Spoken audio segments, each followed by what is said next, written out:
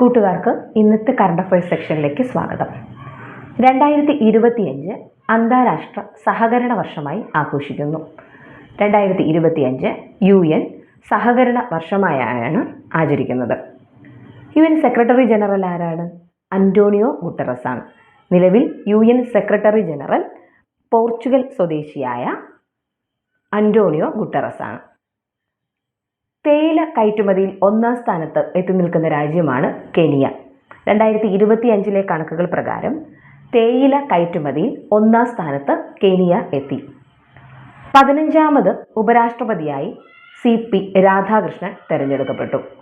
15ാമത് ഉപരാഷ്ട്രപതിയായി CP Radhakrishnan ചുമതലയേറ്റു. B Sudarshan റെഡ്ഡിയെ പരാജയപ്പെടുത്തിയാണ് ഉപരാഷ്ട്രപതിയായി CP Radhakrishnan മാറുന്നത്. ഓപ്പറേഷൻ മഹാദേവ്. പഹൽഗാം ഭീകരരെ പിടികൂടാനായി മിലിറ്ററി നടത്തിയ നടപടിയാണ് ഓപ്പറേഷൻ മഹാദേവ്. പഹൽഗാം ഭീകരരെ പിടികൂടാൻ ഇന്ത്യൻ മിലിറ്ററി നടപ്പിലാക്കിയ പദ്ധതിയാണ് ഓപ്പറേഷൻ മഹാദേവ്. പഹൽഗാം ആക്രമണം നടന്നത് 2025 ഏപ്രിൽ 22-നാണ്.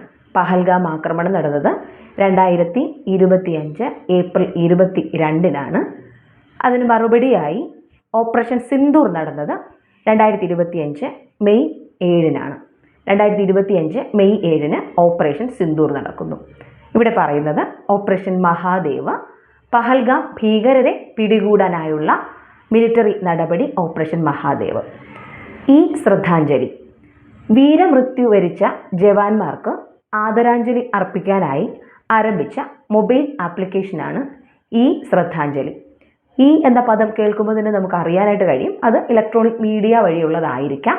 സോ ഇതൊരു മൊബൈൽ ആപ്ലിക്കേഷനാണ്. എന്തിനു വേണ്ടിയുള്ളതാ? വീരമൃത്യു വരിച്ച ജവാന്മാർക്ക് ആദരാഞ്ജലികൾ അർപ്പിക്കാനായി ആരംഭിച്ച മൊബൈൽ ആപ്ലിക്കേഷനാണ് ഈ ശ്രദ്ധാഞ്ജലി. എന്താണ് ഈ സേവ? ഈ സേവ എന്താ? അക്ഷയ കേന്ദ്രങ്ങളിൽ വിജിലൻസ് നടത്തിയ റെയ്ഡാണ് ഈ സേവ.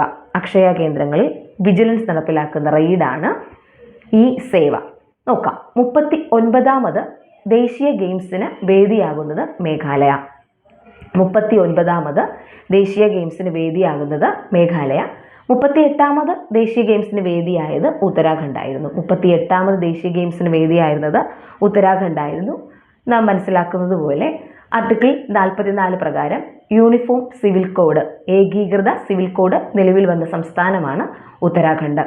ആർട്ടിക്കിൾ 44 പ്രകാരം ഏകീകൃത സിവിൽ കോഡ് വന്ന സംസ്ഥാനമാണ് ഉത്തരാഖണ്ഡ്.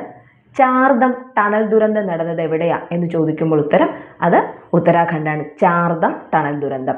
ഇവിടെ 39ാമത് ദേശീയ ഗെയിംസിന് വേദി മേഘാലയ. 2025 മുതൽ 39 വരെയുള്ള ജനറേഷൻ അറിയപ്പെടുന്നത് ബീറ്റ.